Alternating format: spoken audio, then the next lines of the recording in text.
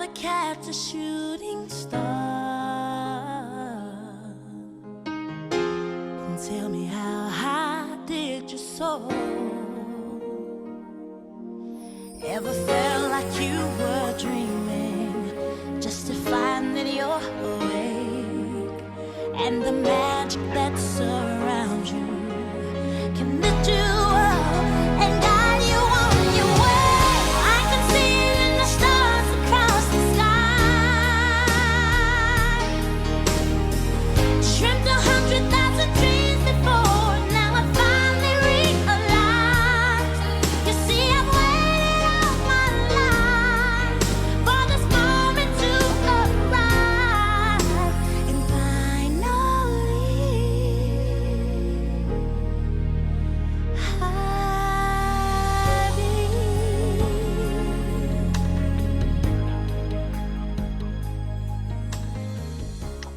Earlier today, after a Democratic lawmaker, Representative Marie Newman of Illinois, posted a transgender pride flag in honor of her daughter and in support of the Equality Act, her Republican next-door neighbor from Georgia, Representative Marjorie Taylor Greene, posted a large anti-transgender sign on the opposite side.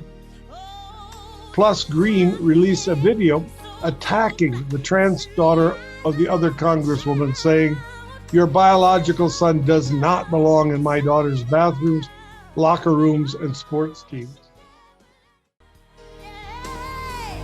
dreamt 100,000 dreams before, now I finally realize. You see, I've waited all my life for this moment to arrive, and finally,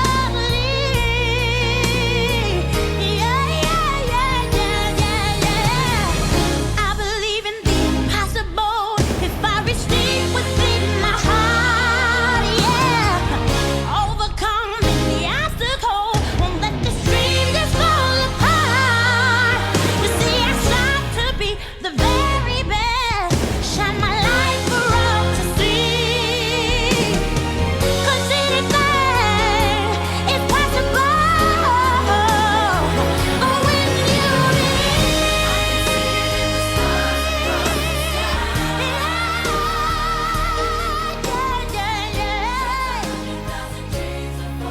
now I finally realize. You see, I've waited all my There's 134,000 transgender veterans currently that are identified. Okay, I'm sure there's a lot more, but this is just what's identified through the Department of Veterans Affairs. There's also about 15,000 active transgender service members. The likelihood of a transgender service member to die from suicide is 6 times the amount of the general population. There's an 89% increase in homelessness with this population as well. 'Cause anything is possible, oh, when you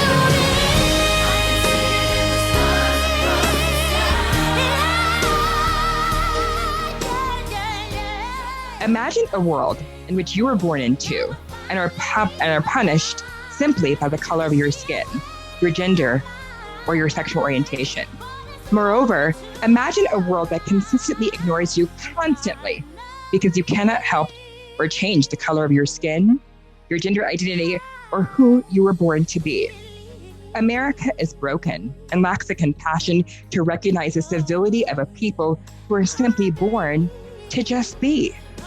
So tonight, let's change the discourse and unite in a powerful and common good to dismantle, deconstruct, and erode the historic transphobia that is successfully attributed to the erasure of transgender bodies in America and the world.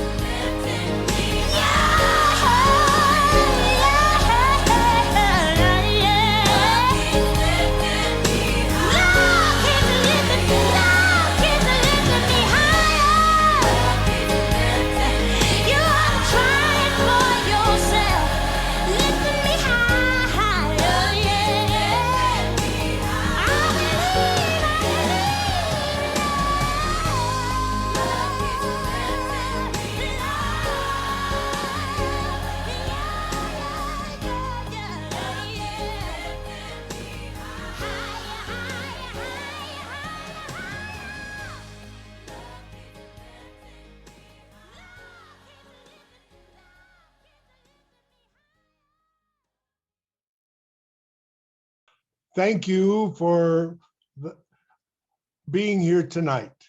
I'm sorry I was muted for a few minutes, but I wanted to say that we come together in celebration tonight, not in sorrow, but in joy, because we have gathered as a community because we are committed to fighting transphobia.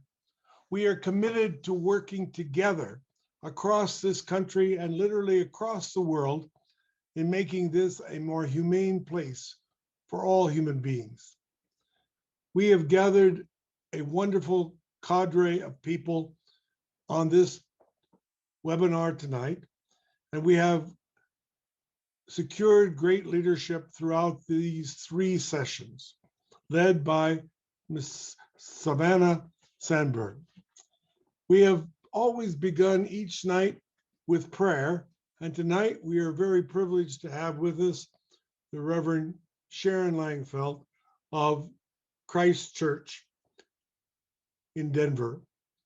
She is a leader in our community and in our faith, a courageous woman herself who speaks out for and advocates for LGBTQT persons throughout the world. She is leading her congregation and her denomination and her community to a more just and humane place. We welcome you and ask you to lead us in prayer and share any word that you would like to share, Sharon. Thank you, Don. It's just, it's very special to be here this evening, and it's wonderful to see everyone here. If you would, please join with me in prayer. God of love, God of grace, Spirit of life and love that dwells within and among us, we gather this evening as community. We enter this time together with all that we are, with open hearts and with abiding love for justice. Creator God, we hold in love and sacredness all transgendered people as sacred children of your creation. We hold in love and prayer all of the ways in which transgender people are thriving in this world that is designed for love and peace. We gather in this time recognizing that there's much to do for the openness and love to prevail. Creator God, we hold in love and prayer all who have ever felt the weight of oppression, the invisibility of disregard. And God, tonight we pray for trans people everywhere, your sacred children. Let us all see only the reflection of your divine spirit in each other. God, as we walk the path of sacredness each day, guide our feet to what is good and wise and right. Help us walk in a good and kind way. May we all be agents of wisdom and compassion, offering hope to all people, to trans people, to gender nonconforming youth. Hope that is often so hard to come by. Let us know the fullness of love and acceptance for the ways that we are, not only as part of being human, but as a wealth of expressions of love. God, we know that we are ever invited to live into a world where there are no walls and no names exist. We are called to open a pathway to freedom that leaves no one behind. Grant us the strength to create and to be created, to form and be formed, and to fulfill your will to love all creation. Let us feel the love as we breathe deeply into each moment. Let us know that there is enough space in this world, in the hearts of this world, and in our communities. There's enough for all of us to be and to do. to be safe and loved and happy as our authentic selves, our spiritual selves, our whole selves. We ask this tonight in the spirit of community and love. Amen. Amen. God bless you, Sharon, and God bless your ministry. We have been joined by people throughout the United States, and a moment ago, a connection with Rwanda just came in. So understand that we are live around the world, but we are also recording this broadcast as we have previous ones. You should know that this series is sponsored by the Center for Health and Hope and by the United Methodist Association of Retired Clergy and Friends, and that these webinars are posted on the websites of those two respective sites. So you can check them out at umark.org or Center for Health and Hope.org, and you can therefore play them and share them with other friends. We're very grateful for the hard work of Chin Tan in providing technical assistance along with Amy Hawthorne, and we're grateful for their leadership along with the committee that has planned this and the sponsors that have provided financial backing so that we can not only provide this webinar, but we can also support 3 key trans organizations, 2 in Colorado and 1 in Malaysia.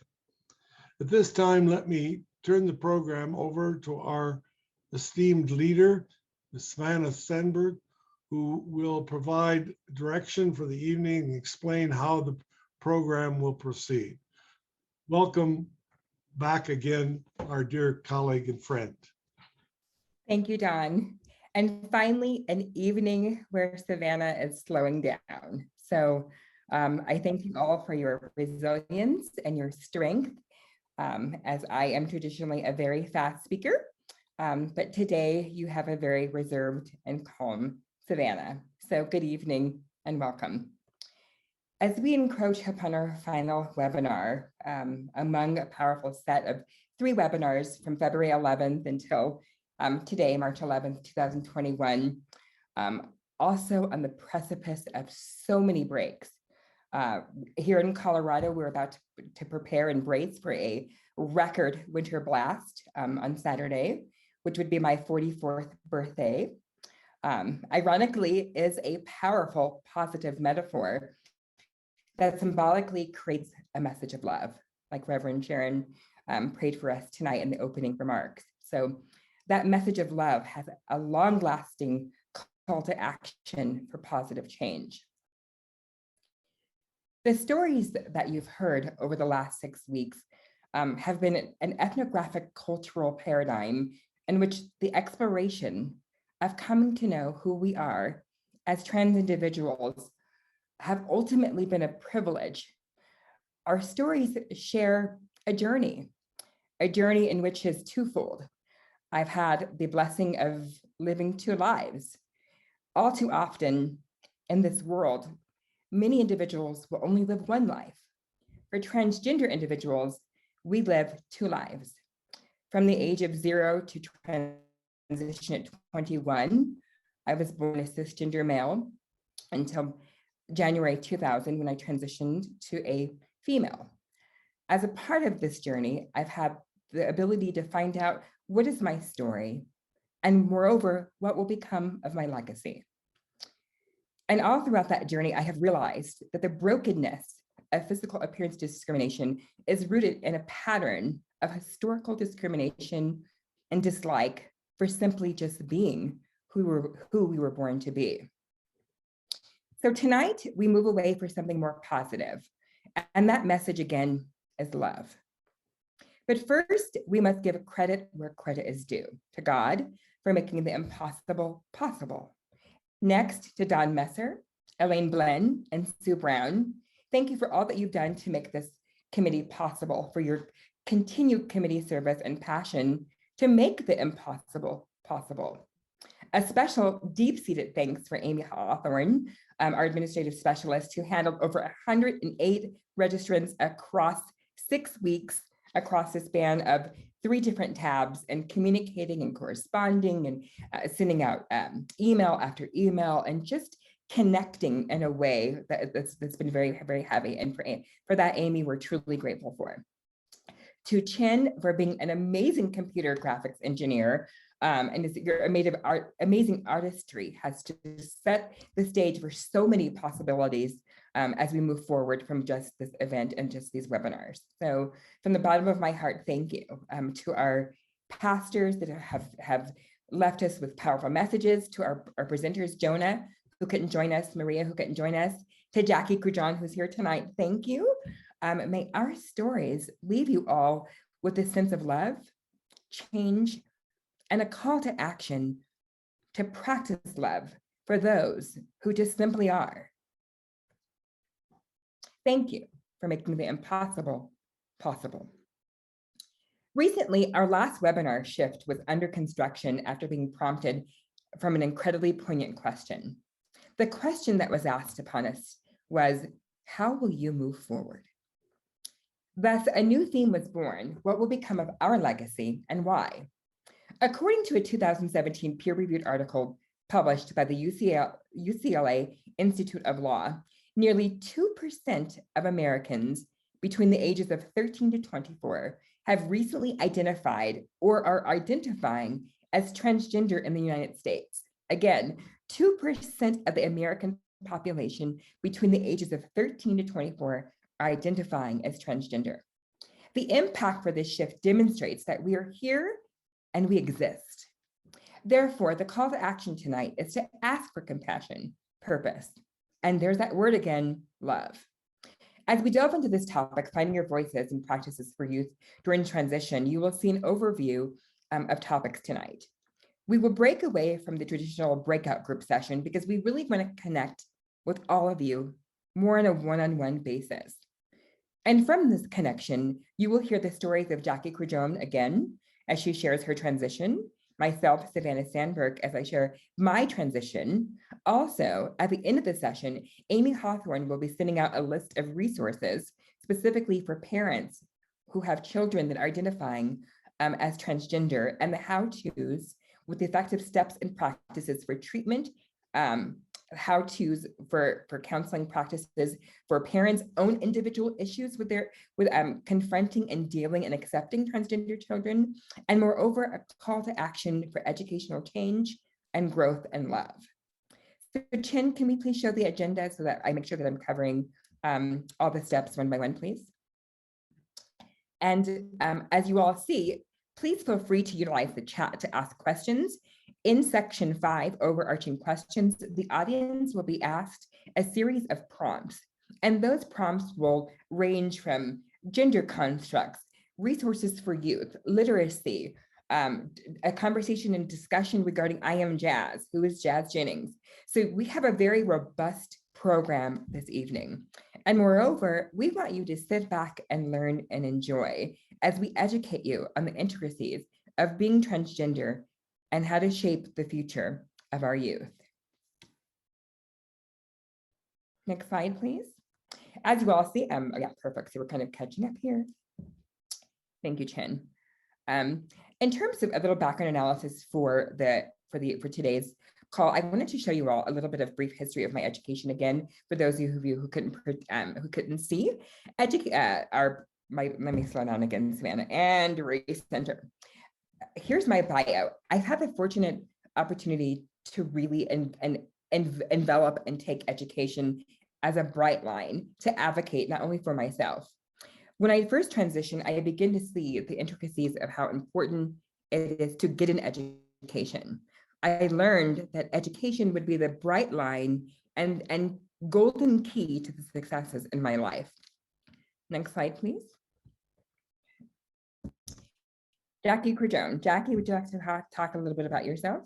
Yeah, I'm a late bloomer as far as I'm still a newborn babe as far as being being my authentic self. But I'm very lived a very interesting life. Just recently retired from United Airlines after 33 wonderful years with the company. I'm very proud of it, and I'm very proud of how they are treating the transgender community and the inclusiveness that they provide. I'm spent some time as I worked as a volunteer industrial chaplain out at the airport at Denver International. I got my doctorate of divinity in chaplaincy studies from Chaplain Bible Institute, which is a training arm of Chaplain Fellowship Ministries International.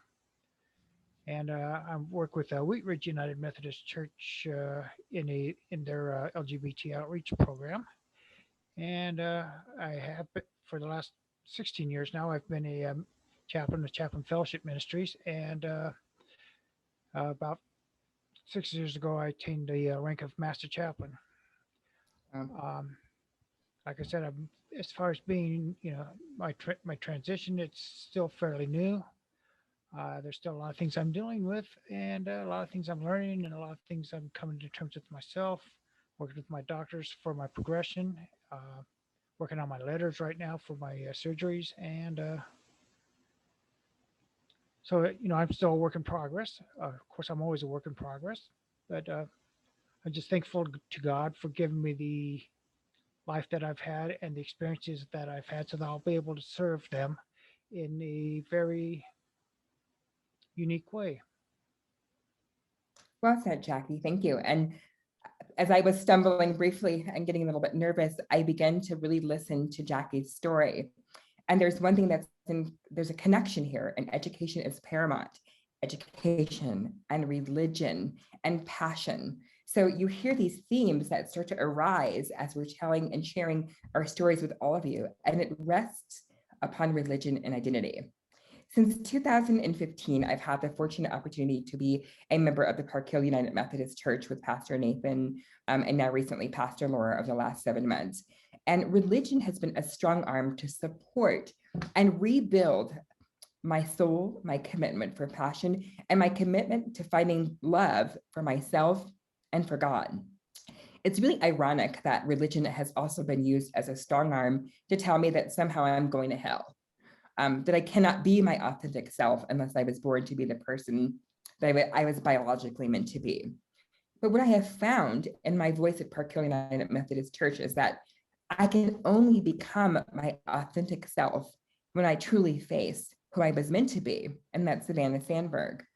The years of insecurity and the unknown, many of us, regardless of your gender, your sexual orientation, your gender identity, are faced and confronted with, who am I?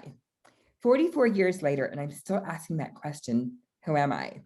Recently, our executive director and committee celebrated his 80th birthday, Don Messer. Don, are you still asking the question, who are you? Think about that, Don, and we're going to come back to Don. So I would argue that the facet of life and finding that golden key and that $1 million question is, who am I? Next slide, please. Thinking points. What is your cisgender privilege? Thank you, Karen. I can be sure that my roommate, coworkers, and supervisors will be comfortable with my sexual orientation. True or false? If this relates directly to you, these are thinking points. The next thinking point. When I talk about my heterosexuality, I will not be accused of pushing my sexual orientation onto others. True or false? Now think about these thinking points, ladies and gentlemen, as we begin to reflect into the framework of this presentation. Number 3, I'm never asked to speak for everyone who is heterosexual. And last, I can go for months without being called straight. In 1996, Peggy McIntosh wrote a series of textbooks to really begin to challenge this idea of privilege. As we get into privilege, we have some thinking points in terms of what is transphobia on our next slide that Chen just moved to next. Transphobia, as defined by the Crown Prosecution Service, is a documented phenomenon that can be quantified by evidence. Shockingly, ladies and gentlemen, more gay and lesbian exercise transphobia than cisgender men. Oftentimes, those individuals, people whom operate in marginalized groups, kind of reinvent the wheel of marginalization predicated based upon societal norms. This is proven over periods of time when you see the separations between the gays in one corner, the lesbians in another corner, those who identify as bisexual on the opposite side of the corner. And then when you add race into the equation, there's a multi-layered level approach of discrimination that operates, particularly within communities. For example, we see this in the African American community when we talk about the light skin versus dark skin and how colorism has eroded the idea of skin color, particularly in the African American community. As a researcher, I've always been fascinated to learn, why do marginalized groups practice oppression and marginalize others? So, as in the term of transphobia, gay and lesbians have statistically proven to be just as transphobic or more transphobic, particularly gay men towards trans individuals.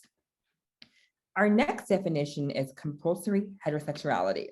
This is the demand of straightness in public and private spaces, e.g. the bathroom problem. On our next slide, we'll begin to talk a little bit about some context behind the next slide, and this is the idea of the bathroom problem. The fear of the bathroom problem creates a place where we fear the other, it perpetuates the other, and it ostracizes the other. In an article that I wrote during my master's program, I had learned that humans assign power to genitalia. We give more power to the male body parts than we do to the female body part. Part of being transgender, and Jackie can agree with me, we have given up our idea of cisgender male privilege. When I transitioned from male to female, the conversations around the medicalization practices for me as a woman became a need to be able to become an advocate. So I found that I needed to advocate for myself more. Not only as an African-American woman, I had to advocate for the spaces that I inhabited. All too often, the fear around the bathroom problem is rooted into the socialization of homophobia and fear, particularly on both sides of the aisle. The argument that's been made for some cisgender radical feminists is that somehow a transgender female is going to sexually assault a cisgender female, which is just not the case. In fact, research has proven and suggested that if a woman would be sexually assaulted in the bathroom, it's going to be most likely from a heterosexual male, but that the discourse is not necessarily focused on sexual attraction. It's more focused on this idea of genitalia and the bodies in which we were born in. Next slide, please. So if we couple all of these issues, the bathroom problem, transphobia, compulsory heterosexuality, into identity, you begin to see transgender youth. All of the terms and contexts that are listed here, the list goes on and on and on. And throughout this webinar, one constant theme that you all have learned is that gender and sex are not mutually exclusive. Within the context of our youth appear to be 300 times more likely to be accepting and loving and kind when it comes to gender identity, because the basis and construct of coming to know who you are is rooted into a 3-step process. So next, we're going to begin to talk more in depth about trans youth and literacy. Next slide, please. So first, we have a 5.5-minute slide about I Am Jazz. Meet Jazz Jennings. We're going to watch this segment and like for you guys to pay close attention and make some side notes while you watch this segment, and then we'll begin to learn a little bit about some of the intricacies of transgender youth. Thank you, Chen, and we present I Am Jazz. Family together time. Let's make a toast to Ari being home for spring break. Okay, we love you, Ari. When you go away to college and then you come back for spring break, you'll see it's not the same. Right, Ari? Right. Sandra and Griffin are twins. It's interesting to watch them because they're identical twins, but they're very different. Griffin is, you'll always catch him whistling around the house, and Sander, you'll probably find him in front of the mirror, looking at himself. That's good. I mean, I hope you guys all end up at the same school. That would be kind of cool. That would be This easy. would be one place that we could go visit. So what's your hardest class right now? Math. What math are you taking, Jazz? Geometry? What's the joke? It's, what did the acorn say to the squirrel? Gee, I'm a tree. Our family is goofy, We laugh a lot, we love a lot, we cry a lot. And we're just very typical with an extraordinary circumstance because we have a daughter that's transgender, which is very rare. There he is. It's a boy for sure. Before Jazz was named Jazz, Jazz was named Jaren. That was Jazz's birth name. My foursome, my four men. Look at my four men. Give me 5. I'd like to stop time right now. When I heard we were having a boy, Look at that beautiful thing. I was ecstatic. I mean, I like having little guys to throw baseballs around with and kick soccer balls and throw a football. He had a foursome for tennis and for golf. Yeah, yeah. We're gonna keep you, little guy. You are the best baby. Wasn't Jazz the cutest little thing? Wasn't she? Now you've when grown her up hair into was growing a out. nice, She had the blossoming biggest head. big girl now. I used to call you Dimple Baby because you have those cute little dimples. I They're won. They're still there. Is it this one? Remember you used to This is my hold her one. like And you're this like is my my fat baby. This is my baby. Like so. And then you cool. dropped me. No wonder. We found out many years later that Ari You dropped know what? I have Jazz. something to tell you. I dropped you. Since I can remember, Jazz always just gravitated towards girly things. We dressed her up as a boy. Nope, dress. Like, it's crazy. Wearing my shoes, my little slippers. At that point in time, I just was in denial. I was probably like most people you would think, is that it was just a passing phase. I could distinctly remember being at the front door. Jazz was dressed in a dress, and I just wasn't leaving the house. And I just wasn't prepared to go out and let her go out into society dressed as a girl. I'll never forget one day I was at the computer and Jazz came up to me and she said, "Mom, when is the good fairy gonna come with her magic wand and change my penis into a vagina?" And I was really confused. I have this 2-year-old coming up to me and saying, I'm a girl. Like I had a pit inside of my stomach. I'm like, my kid is not normal. I mean, this is not normal. They took me to the doctor when I was 3 years old, and she held up 2 dolls. One doll was a girl and had girl parts, and one doll was a boy and had boy parts. And she said, "Which do you have right now?" And I pointed to the boy doll. And then she said, "Which do you want?" And I pointed to the girl doll. I would say that I have a girl brain and boy body, and I think like a girl, but I just have a boy body, and it's different than you. Losing the idea of my little boy was really hard. There were days when I was just crying and sad, and I remember very well. It's very raw. I did force her to go to school dressed like a boy. I was not allowed to by the school, and I wasn't quite ready when she was 3 to let her just dress as a girl to school all the time. We just weren't there. One day, she came up to me and she says to me, "Mommy, will you do my hair for me? Can you make it into 2 ponytails?" And I made like these 2 Pippi Longstocking ponytails.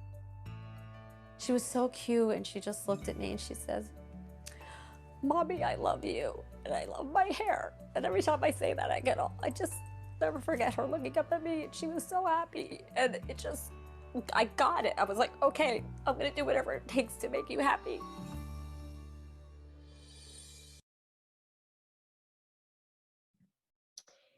So again, we all see this constant theme of love and what love represents, because love has been a constant, whether we felt unloved, unacknowledged, or simply just who we're meant to be.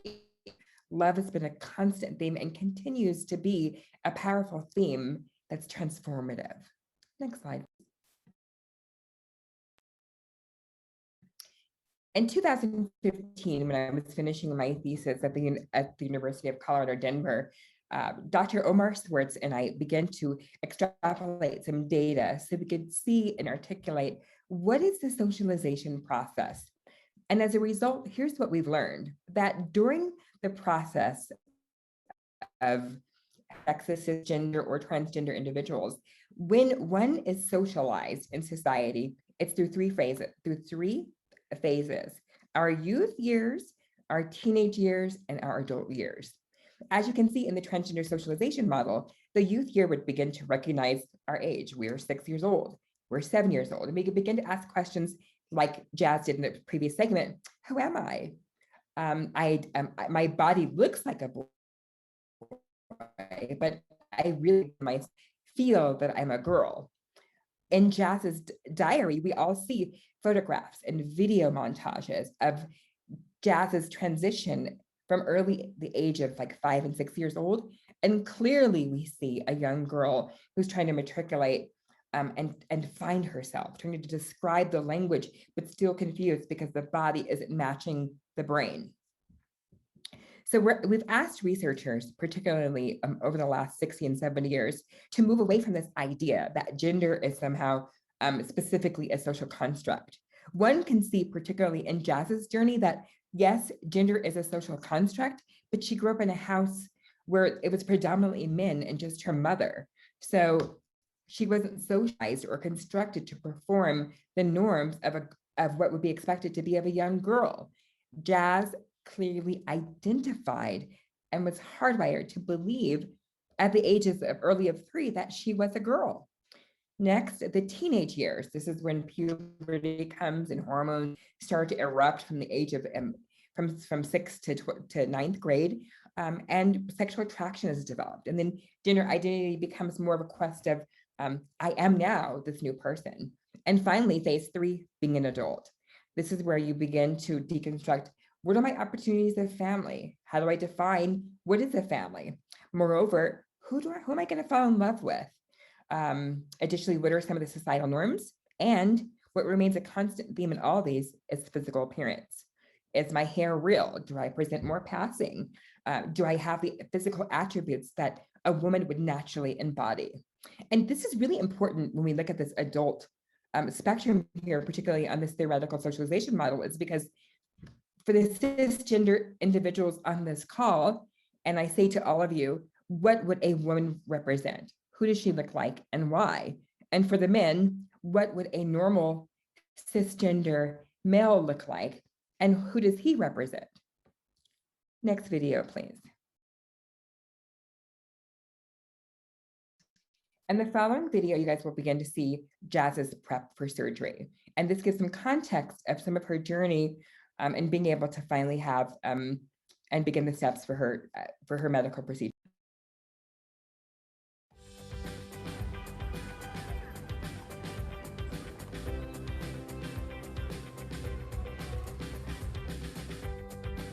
Hey guys, who's hungry? I'm hungry. This is Jazz's last meal before the prep, though I wouldn't be eating too much. We're on the eve of Jazz having her major surgery, and it's really just a moment in time that we're really never gonna recapture. And I just know that the next time we celebrate anything, it's just gonna be different. Who wants fried green tomatoes? Did anybody order that? I ordered 3 of them. So, Jazz, artist-wise, have this vision in your mind, the most beautiful vagina that was ever created? I don't need it to be beautiful. I just don't want it to be crazy ugly. My biggest concern is that I'm not gonna be happy with the results. I'm worried that I'm gonna be like, this is ugly. Yeah, but aren't you happier with that than what you have now? Yeah, of course. I just know, like, I kind of have an artist's eye, so if I see something crooked, I'm gonna be like, that's crooked, this looks weird, what is this? I feel like there's no real vagina. They're just like, oh, this is the vagina. Like, everyone's just different. And I feel like no matter what, it's gonna be fine, because she's gonna just have a vagina at the end of the day, and that's all she's wanted. How about I show you mine, and then you can decide. I don't think I've ever had a conversation with another woman about how beautiful my vagina is over her vagina. It's not about other people looking at it. It's about me and my feelings. It's my body, you know? Absolutely. I'm looking forward to the day where Jazz's vagina isn't always the main topic of discussion. I hope one day it's just natural that Jazz has a vagina and we're just all happy for her. Well, we have not really discussed the emotional aspects surrounding everything. I'm not going to sit here and sugarcoat the fact that she has depression. I mean, she has it. We have to always be aware of that. I certainly hope that after the surgery, she'll be happier. She suffers from depression, and maybe some of this depression will be alleviated. Perhaps she will overall just be a happier person and have less of the blues. You know, crossing fingers and toes that it works out that way, but there's no guarantee. Like, are you going to be okay afterwards? Not your body, but your mindset. You know, are you going to feel like depressed?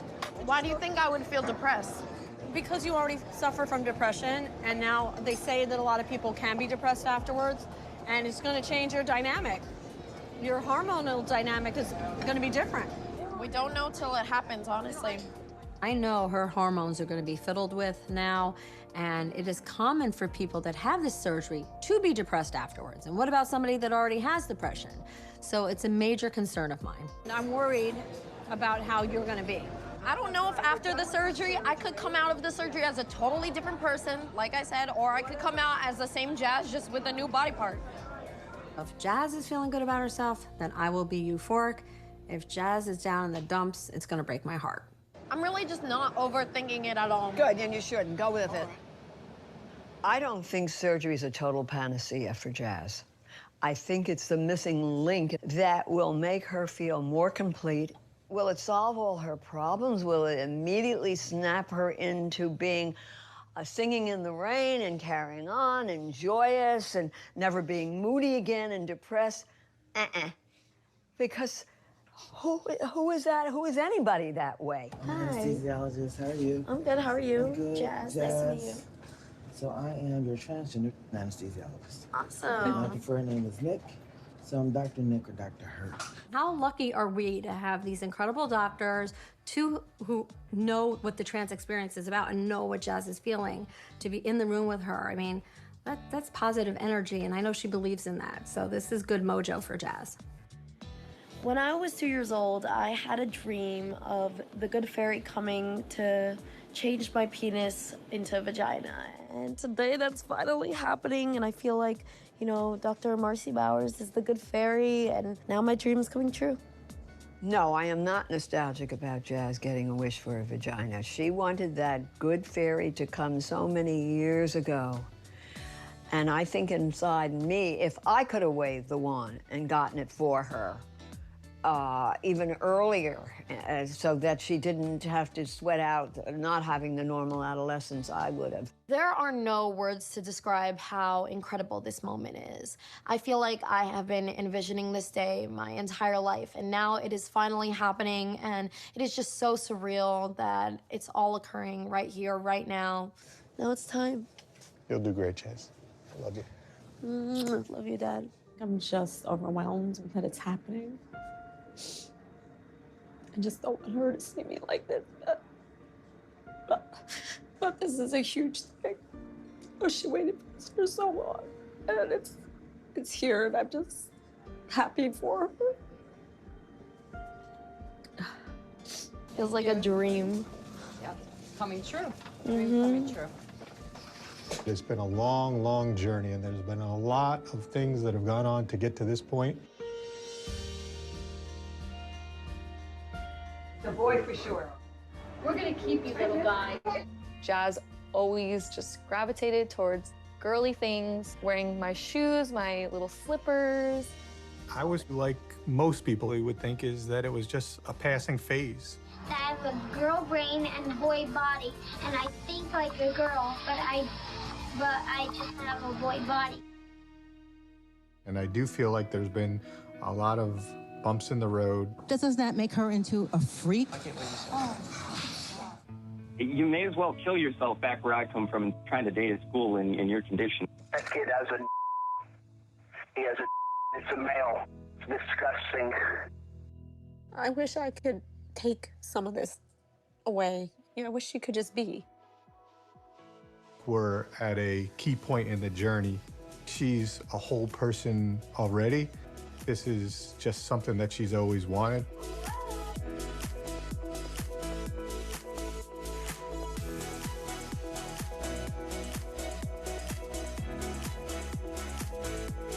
I'm on the search for America's Next Top Vagina.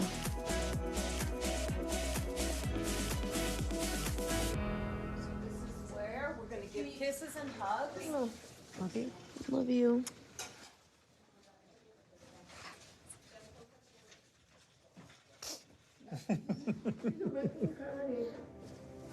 High five. Be strong in there, right? Yeah. You don't need to tell her that. She's gonna be. I've always thought of Jazz as my sister, and I've always loved Jazz as if she's my sister. And it's just gonna feel really good to see her happy, and to see how happy she can be now that she finally has the body that matches her brain. All right, let's do this. Good luck, Jazz. Okay, thank you, Chin. So we had a really great question into the chat, and that was asked to Reverend Sharon Langfeld, and this comes from Mary Lou Felch.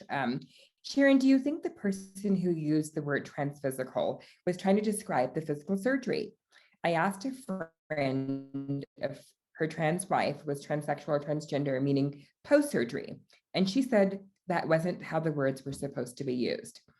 And respectfully, one's transition and one's process is very individualistic. The semantics behind the rules of engagement, grammar, is really up to the person individually. And so oftentimes my transition story will be vastly different from Jackie's transition story, which is vastly different from Jazz Jennings' transition story. So the language behind the semantics of each process is very individualistic. So for what applies for one individual may not be socially acceptable or conditional for the other. So what we like to normally ask or recommend people that they should ask is, how do you identify the process? How do you identify post-operative trans? We sent out a resource link in webinar 1 that had specific additional language, Mary Lou. So if we're happy to send that form to you again. It's a 7-page document that contextualizes the rules number or context and includes the terms pre-op, post-op in terms of the traditional sense. So harrowing statistics from a study revealed alarming levels of attempted suicide of transgender youth. The reason why we wanted to show the framing of Jazz Jennings' story is we want to ask you all, what's the alternative?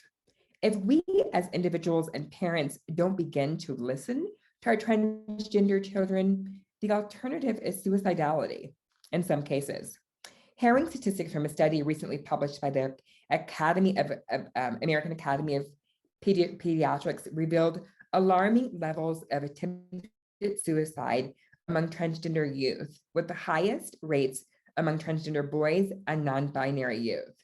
More than half of transgender males, teens who participated in the survey reported attempting suicide in their lifetime, while 29.5% of transgender female teens said they attempted suicide. Among non-binary youth, meaning that they don't have the language to ascribe or describe who they are, because who would at 13 and 12, 41.8% of respondents stated that they had attempted suicide at some point in their lives. The attrition rates of suicidality is significant for trans individuals and more highly significant for post-operative transgender individuals. The suicidality rate of post-operative trans individuals is 2/3, upwards to 77%, which is a very high number. Therefore, the American Psychological Association, who wrote and published the Diagnostic Statistical Manual, also known as the DSM-5, this is what we talked about in webinar number 1, began to create a guideline and a rubric for gender dysphoria, because lots of post-operative trans individuals were committing suicide after the surgery. You guys are like, what does that all mean? That's so much context, it's so much psychology, it's so much language. It means that counselors and education and supervision recognize that suicidality among trans individuals is at an all-time high. And moreover, perhaps surgery could be considered not an end-all or corrective. So ultimately, where does it start? What can we do? What are the warning signs? All these questions appear to be percolating in everyone's head. First, we need to practice love and compassion for one another, regardless of their sexual orientation, their gender identity, their race, economic class, all of the key identity markers that make us who we are as human beings. Moreover, for transgender individuals, parents need to recognize that this is not a choice. In 44 years of my sexual attraction being somehow attracted to men. I am not going to wake up tomorrow and say, I'm a lesbian. It just doesn't happen that way. Amy, as a cisgender, natural born, I guess that's the word some may use, female, you're not going to wake up tomorrow and say, oh, I think I'm going to become a man. It just doesn't happen that way. We are hardwired and conditioned to be who we are. What's the impact of that? Well, think about it. Chin, who told you, Chin, that wearing blue or pink was either male or female? Are you conditioned to pick up a blue truck? Are you conditioned to push the football down the street as a biological male? These are social norms that are ascribed to because our parents have been conditioned to purchase boy clothes for Blue, to purchase a pink tutu for Amy who wants to become a ballerina. It appears that psychologically, the more harms that we are socialized in, the more further apart we are from actual gender identity. And if you're puzzled by that statement, think about intersexed individuals. Imagine if you're born into the world with both parts, intersexed, male and female parts. And somehow at some point you had no agency in deciding whether you were male or female. The statistics are overwhelmingly high of the number of intersex births. I love online because you can Google everything during a Zoom class. So let's go to Google and take it there. Okay, Google, what are the statistics of intersex individuals born in 2021? 6. Thank you all for the lights. Pause. Here's my elevator music. First. Well, the last statistics reported was in 2019. Health Daily News, cases in which a newborn's genitals make it unclear are commonly revealed. About 1 in 1,000 babies are born intersex. How common is this disorder? Applying this more precise definition, the true prevalence of intersexes seems to be about 0.018%, almost 100 times lower than Fosso's showing estimate of 1.7. So there's a shift. It's something that's not necessarily easily identified as we begin to research this. Although yes, Google doesn't tell us all the answer, there clearly is a representation of the numbers range from 0.018% to almost 1.7% in terms of the estimate. That's a significant number of people born intersexed throughout the world. So big picture. So Jackie, let's talk a little bit about transition, everything that we've learned today, and put some context behind this so we can get prepared to have a Q&A session from everyone on the call today. And so that's the second half of this presentation as it's 7:28. So Jackie and I are going to talk about our transitions and a very neat dialogue. And in the last 20 minutes, we're going to talk more, we're going to ask and entertain questions to the audience. And we've got prompts available. Please don't be afraid to ask us any questions because Jackie and I feel that all questions are not off the table. We will let you know if something is a trigger, but we're happy to go in more depth. So, but first, let's talk a little bit about the gender norm slide first. Chin, do you have that slide up ready? I'm sorry. Jackie, could you read that slide, please? Yeah, at some point, nearly all children will engage in behavior associated with different genders. Girls will play with trucks, boys will play with dolls, girls will hate wearing dresses, and boys will insist on wearing them. And gender nonconforming behavior does not necessarily mean that a child is transgender. That said, sometimes these behaviors can clue us into what the child may be feeling about their gender. With some children identifying as other gender than the one they were assigned by the time they were toddlers. Excellent. Next slide, please.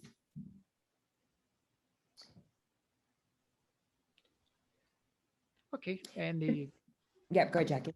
The general rule for determining whether a child is transgender or non-binary, rather than gender nonconforming or gender variant, is if the child is consistent, insistent, and persistent about their transgender identity.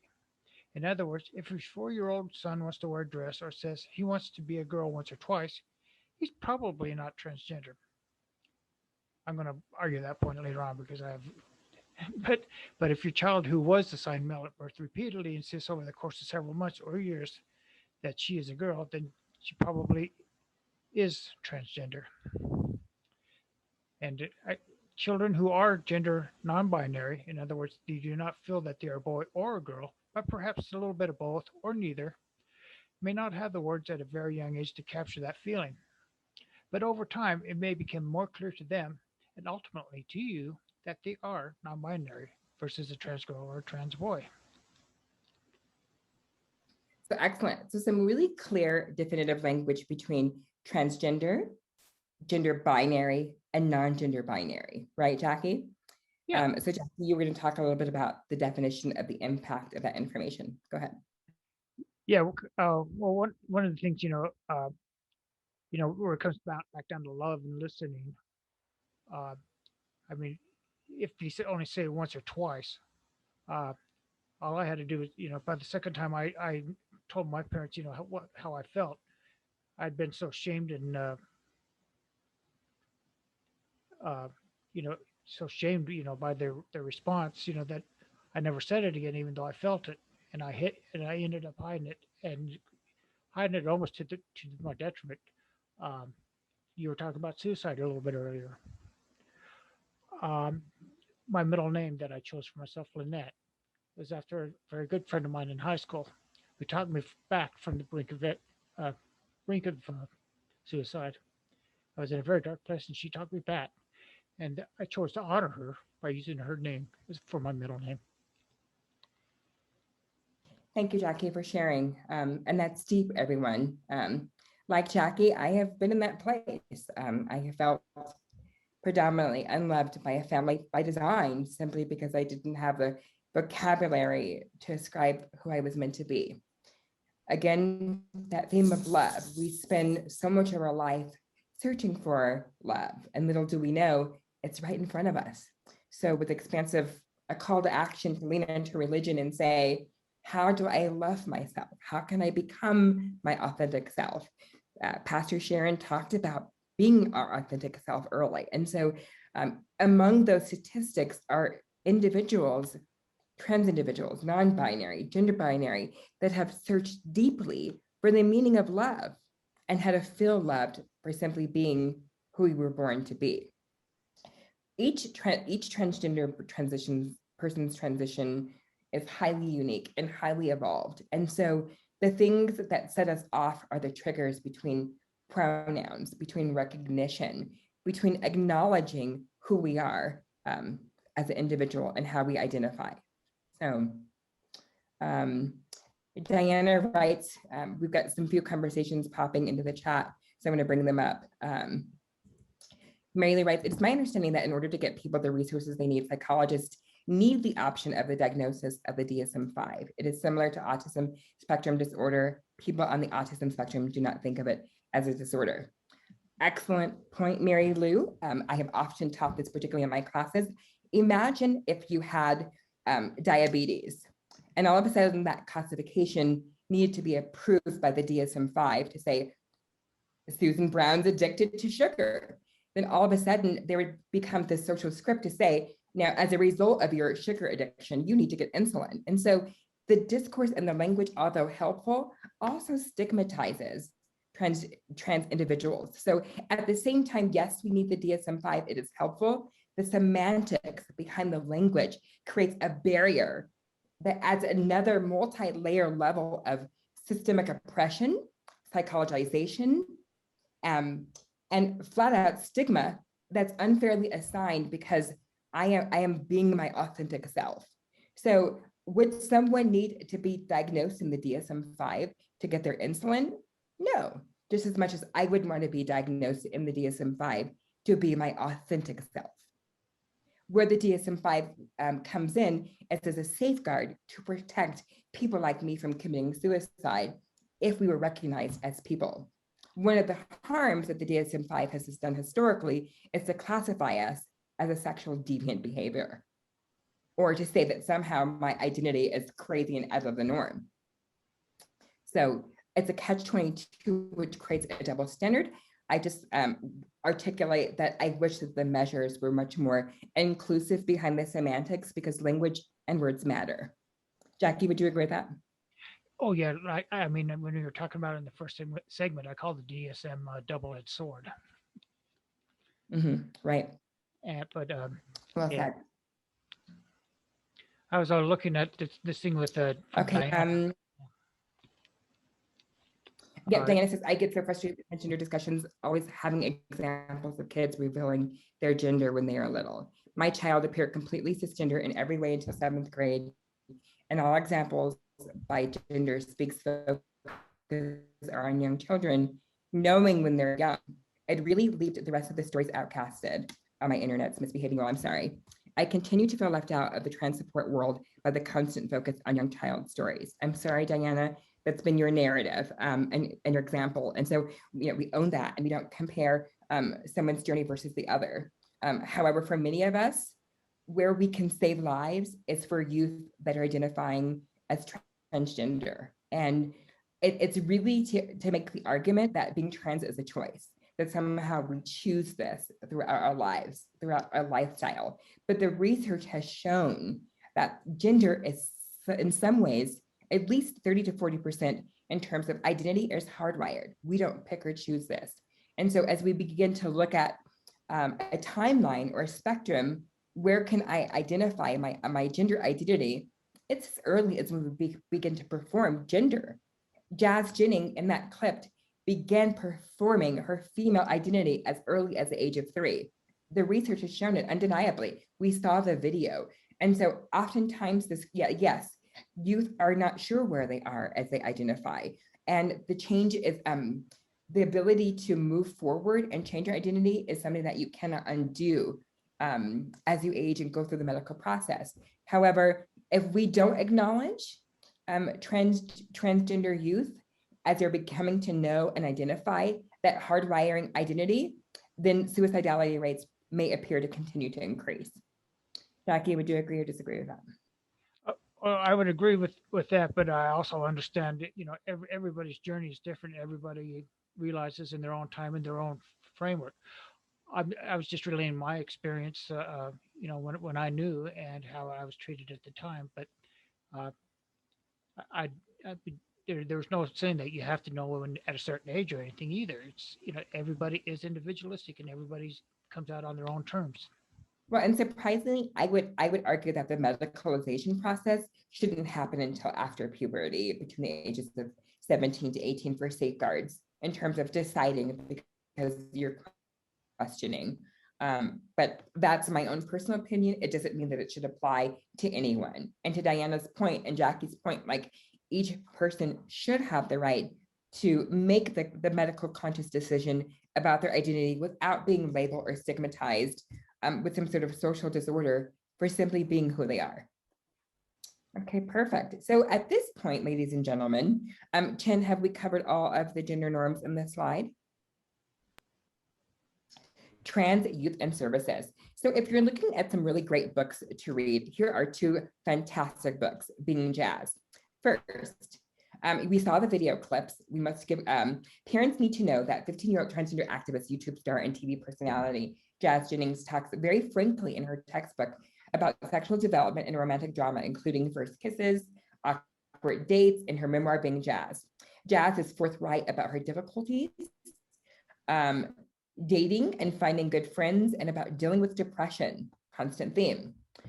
She discusses the bullying and the emotional anguish many trans people suffer and their heightened risk for suicide. And she acknowledges her relatively privileged experience as a trans teen with a loving family, material comfort, and broad support. Not everyone has access to those resources like Jazz. And so she talks about this and she shares openly about her gender identity and puberty. She refers to male and female genitalia with proper terminology and slang and discusses slurs referencing her genitalia. The next textbook, Beyond Magenta, author and photographer Susan Culkin met in 6 transgender or gender neutral young adults and used her considerable skills to represent them thoughtfully and respectfully before, during, and after their personal acknowledgement of gender preference. Portraits, families, photographs, and candid images great documenting the emotional and physical journey each youth has taken.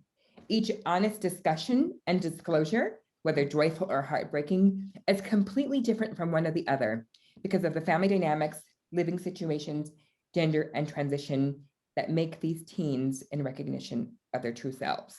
Another theme, being your authentic self.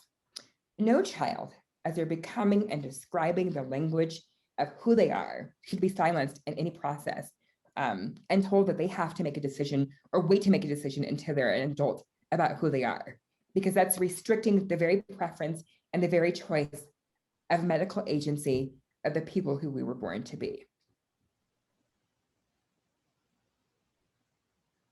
Positive representations have recently emerged since Caitlyn Jenner's Vanity Fair unveiling in 2018 to 19. Caitlyn Jenner set the stage for what is transgender beauty and how the trans community began to shift and become more visible, particularly in pop culture. Positive and healthy representations and role models in the trans community have been almost existent until Caitlyn Jenner. They've been around, but they've been existent. Kate, who was the tennis player? What was her name, Jackie? Help me out, I'm losing it. Kate, tennis player, 60s. Renee Richards? Yes, Renee Richards, who else? Very few. Historically, like so Renee Richards, Bjorn Borg. Thank you, Diana. Yeah. So just to name a few, so youth begin to look and research for more positive representation. And so there's a call to action, particularly in terms of legacy and what will become of positive representation of trans individuals doing things in the United States. And this becomes a really difficult question because ultimately the cost of being different comes at a price. Trans individuals are still scrutinized. We saw in the previous slides are murdered at exponential numbers, moreover, in the last, in 2020. So there's a cost of being different. And that cost includes our livelihood, our jobs, homelessness, economic instability. Jackie, can we name some more? Family relationships. Social isolation or separation, right? More positive representations. I think we have some more Chin. Janet Mock, who's the executive director of the show Pose, beautiful African-American trans individual. She lives in Hawaii with her spouse, and she's been groundbreaking in terms of a lot of social media and the new movement for recognizing African-American transgender voices. Chaz Bono, Cher's son. If I could turn back time. We love Chaz Bono. I love Cher. Cher had to do some reconciliation of losing her daughter, who is now her son. And so parents struggle ultimately because it's almost losing their child as a death and seeing them rebirth. So counseling practices and resources have become more available. There's PFLAG. That's a very, very friendly transgender family LGBT community support group. And then in the resource list that Amy will provide, we have particularly some educational resources and links for transgender parents in terms of activism and material and resources. Perfect.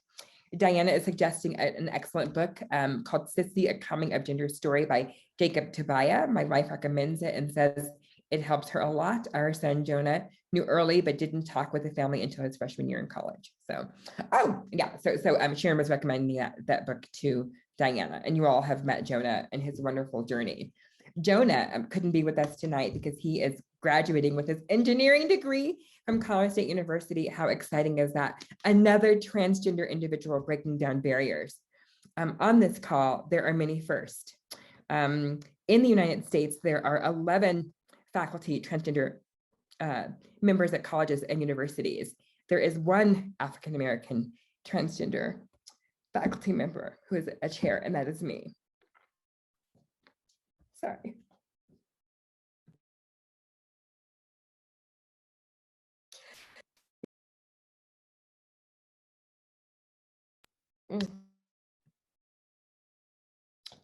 I said I wasn't going to cry today, but when you ask the question, what will become of your legacy?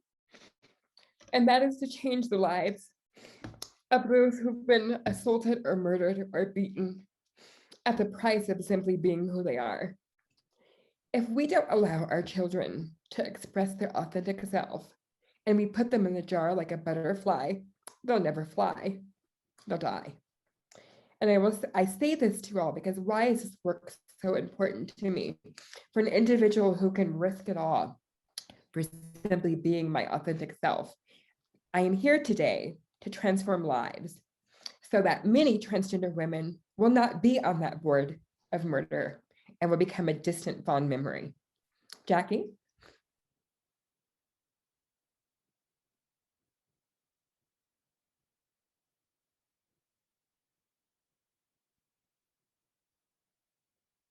Jackie, I think you're muted. There we go. Sorry about that. Yeah, there's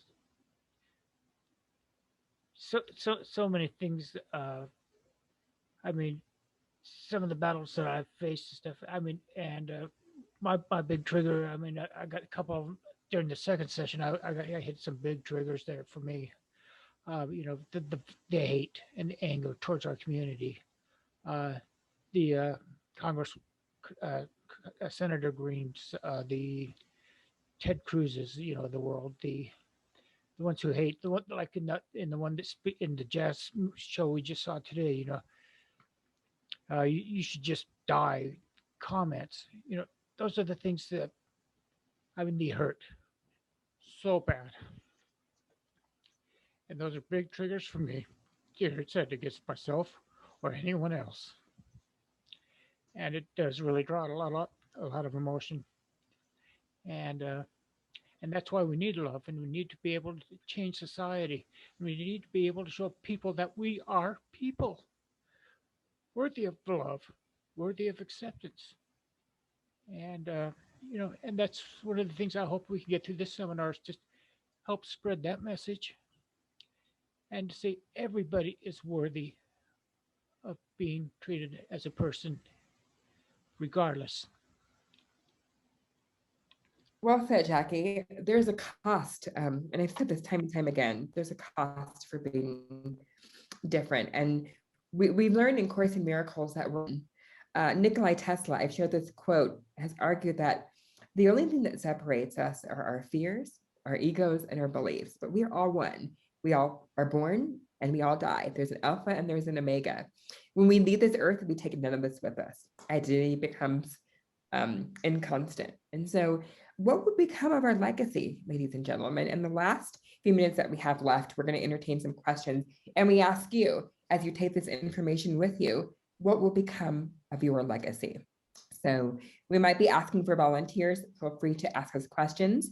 We have beautifully addressed many of the questions that have been facilitated in the chat. But if you all don't have questions, we'll first start and entertain if there's questions. If not, we have a few prompts that we can entertain for the next 7 minutes. So please go ahead and unmute yourself and ask Jackie and myself some questions. So no questions so far, and we can begin to facilitate more direct questions. So earlier today, John, we asked you the very question. Do you remember it? Vaguely. Why don't you ask me again? After 80 years, do you know who Don Messer was born to be? No, I don't. And I think life's a journey, and fortunately, I'm finished 4 decades, and we'll see what the next 20 years offer. But one of the things I do know is that it's been an expanding journey, because I think all of us, if we want to stay alive and vital, have to keep our minds open and seek to learn new things, whether it's the technology or new terminology like cisgender, or understanding things that we've never understood before. Once we close our minds, I think our journey ends and life is over. So I'm here for the journey. Well said. A lot of people are like, we throw around these terms like they're 50-cent words, but I mean, cisgender, your natural born body. I mean, Amy, you identify as female, that's your cisgender identity. So well said, Dawn, thank you. And a great response to her great question. Mary Lou writes, are you finding that more adults are coming out as trans now than it is more socially acceptable? Jackie, can you answer that question? And I'll provide. I can tell you that question is absolutely. I was afraid to come out. I mean, I knew who I was. I wanted to come out so badly, but I was so afraid that when coming out that, especially growing up in a conservative part of Nevada, where people, I was afraid of becoming another Matthew Shepard growing up. And so, I learned to hide it so much. Now that society's finally starting to accept us, I felt safe enough to be able to say, I'm going to be who I am, and I'm not going to hide anymore. So I'm going to say, yes, absolutely, that more older people are coming out. Like I said, I'm very new at being my authentic self. I came out to the world about 5 years ago, just under 5 years ago now. And it's been such a freeing experience. And I've never been happier. But I also know that it took a lot of courage for me to do it, to overcome the fears, especially that I grew up with. And society opening up really freed me to be myself. Well said, Jackie. Beautifully said. And as that note, we have some last closing thoughts before we get ready to wrap up. And I turn our final finale over to Dawn Messer, our executive director who began this. I have some steps that for everyone to consider in terms of how to move forward. First, educate yourself. Always use the name and pronouns that aligns with your child's identity. Be your child's advocate. Call out transphobia when you see it and ask others to respect your child's identity. We provided today some textbook definitions of what transphobia is and the result of transphobia in terms of the attrition and suicidality and murders, particularly in the last year. Third, learn what schools can and should do to support and affirm your child. Fourth, encourage your child to stand up for themselves when it's safe to do so and to set boundaries when necessary. And finally, number 5, assure your child that they have your unconditional love and support. As we close, there's another question in the chat. Okay, so we have like about 2 minutes left. Let's see here. I addressed that one already. So yeah. From so much of what happens to transgender people is individual. So how do you respect themselves with questions about being offensive? So this is so difficult because the pronoun situation, how to identify. So ultimately, just ask, do the research. That's the best advice that I can give. It's different when you're coming from a place of lack of knowledge. And usually most trans individuals can tell that you're coming from a place of lack of knowledge. However, when you're coming from a place of harm, we also know. For example, semantics and language and words matter. So if you say, is that a tranny? That can be an offensive term for some. So when in doubt, ask and go research. Google is your best friend. Where it becomes a problem is when trans individuals are tokenized and asked to speak for the dominant group. That's where the bright line becomes a problem. Our allies should be advocating for us. And that includes many of you on this call who are unfamiliar with this language. We hope that we've given you the context and the semantics to move forward to advocate for others. And moreover, it starts with acknowledging pronouns. As we close this session, I'd like to leave you with some thoughts for reflection. We all have the power to love each other unconditionally. However, we choose to look at physical appearance as a tool to discriminate demarcated upon belief. We're divided upon belief. I hope that you all have had the opportunity to love that throughout these 3 trifecta webinars, that love conquers all. It is now incumbent upon all of you here today to take that knowledge from what you have learned and to speak out for the voices that may not be able to speak out for themselves.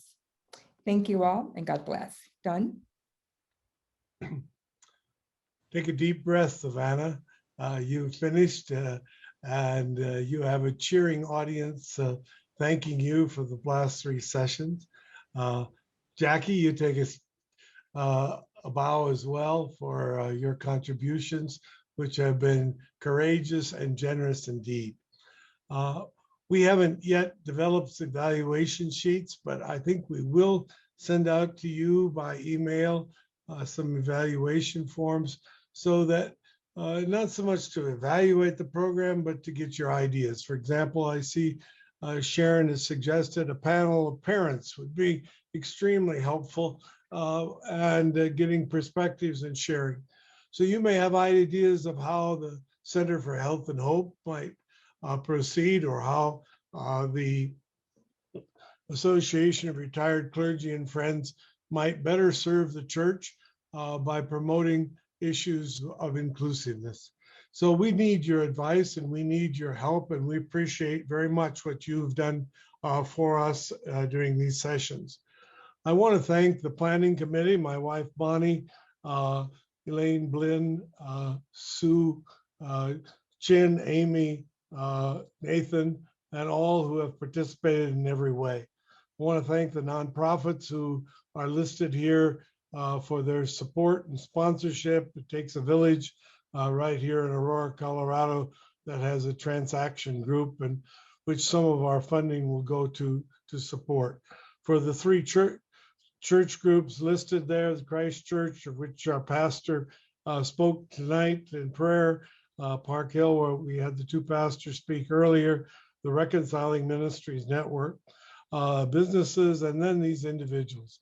All of you have helped make this series possible, and we don't know what the future will hold, but I think we heard the importance of allies working together. And I want to thank each and every one of you.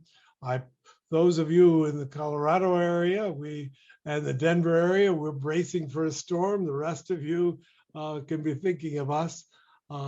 We are looking forward to the new year, and as President Biden said, a special 4th of July, if we all take seriously the final steps in overcoming COVID-19. Together, we shall make a better America and a better world. And to you, Savannah and Jackie, we thank you for helping us along that path. Good night, and God bless you.